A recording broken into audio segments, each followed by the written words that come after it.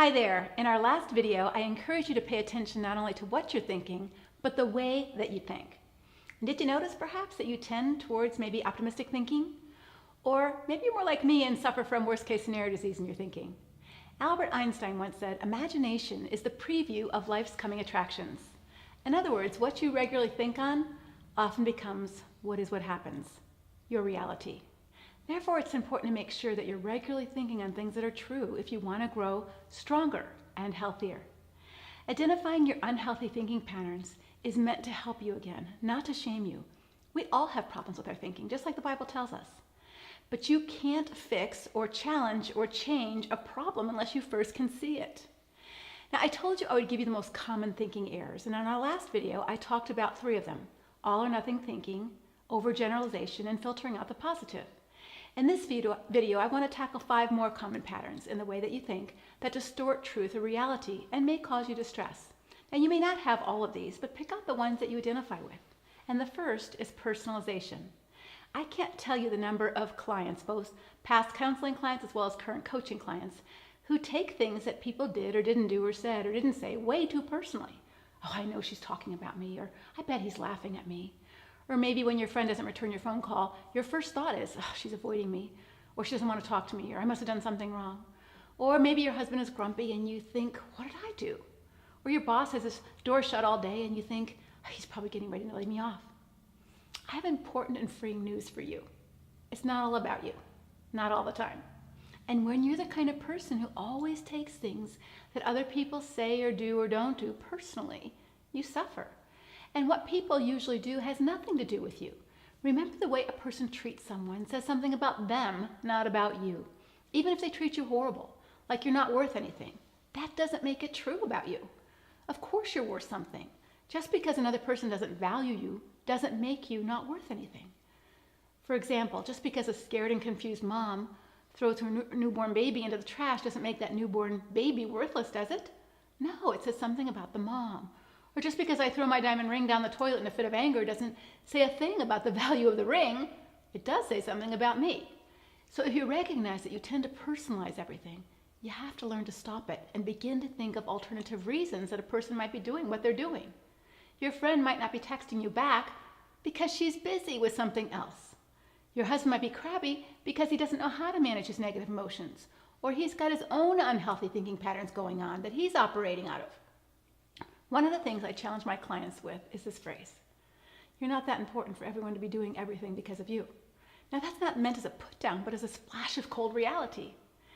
Listen, if you have this thinking error, the truth is people are not thinking about you as much as you think they're thinking about you. And that's good news, great news, and can free you from this error of personalizing everything. The second thinking error that I want to share with you is mind reading, or fortune telling, or just jumping to conclusions before you know the facts. Don't you just hate it when your husband says to you, I know why you did that, or I know what you're thinking? And despite your protests that you're not thinking that, or you didn't do that to spite him, he won't change his mind. It's because he's unconsciously engaging in this unhealthy thinking pattern of mind reading, or jumping to conclusions or fortune telling. But maybe you do too. Maybe your husband comes home late and you jump to the conclusion that he's cheating, or he's with another woman, or your kids are getting caught up in the destructive dance in your family, and perhaps siding with their dad for now, and you're telling yourself, I've lost my kids. I'll never have a good relationship with them again. That's fortune telling, or jumping to conclusions that you don't know are true. Or maybe your friend frowns when you start to tell her about what's going on at home, and you tell yourself, she disapproves of what I'm saying. She won't support me if I separate. You don't know that for sure. But the sneaky thing is, you think you know that because you're engaging in an error called mind reading. And if you don't recognize what you're doing, you will assume that what you think is correct without ever checking it out. So what can you do when you recognize that you tend toward jumping to conclusions, or mind reading, or fortune telling? Ask clarifying questions. For example, with your friend's frown, you can simply say, you don't look too happy about what I just said. What are you thinking? Or when your husband comes home late, you can say, where were you? I was worried. You can even say something to someone when you are jumping to conclusions with, I'm sort of telling myself a story that you did this because you hate me, or you really want to get divorced, or you're having an affair, or whatever. And then say, but is that true? I belong to an online business group that uses the phrase, I'm hallucinating that you're doing this because of, or because you want this. And it sort of gets that mind reading, fortune telling story out in the open for some fresh air and feedback as to whether or not it's true. The third thinking error that I tend to engage in personally, and perhaps you do too, is catastrophizing. You know, it's that worst case scenario disease on steroids when something bad happens. And when we do this, we actually use our imagination to magnify scary things as much worse than they actually are. For example, if I fail a test, oh my gosh, I'm never going to graduate. Or maybe if you get divorced, you say to yourself, I'll never be happy again. Or God hates me. Or my kids' lives will be ruined forever. Or maybe your child's rebellious right now and resentful, and you're saying, that means I've lost her forever. She's going to ruin her life, or her dad is one. That's not true. You don't know any of that. All you know right now is that she's behaving like a typical teen, unpleasant for sure, requiring great wisdom and strength from you, but it doesn't predict the future of her life or yours. And when you catch yourself catastrophizing an outcome, oh my gosh, I feel a lump in my breast, I'm going to die. Stop it. Recognize what you're doing. Remind yourself that there are many women who have lumps in their breasts who neither die nor even have breast cancer. You don't know all the facts. And even if you did have cancer, that doesn't mean you're going to die right now. So surrender the outcome of tomorrow to God. Jesus reminds us to live purposefully and meaningful in today instead of worrying and fretting about what might happen tomorrow. The fourth thinking error is labeling. For example, when you make a mistake, oh, so stupid. When you fail to live in your core strength, I'm a failure. Now don't get me wrong, labels can sometimes be very helpful, especially when things are repetitive in our life or in someone else's. For example, when someone is tidy in every area of their lives, we might label them a neatnik.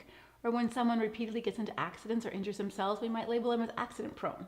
The Bible also labels people, some as fools or some as wicked, others as wise or godly. And so I'm not saying labeling is always bad, but it can be harmful if you're labeling something or someone in a category that might not be true as a label, even though it might be true for the moment.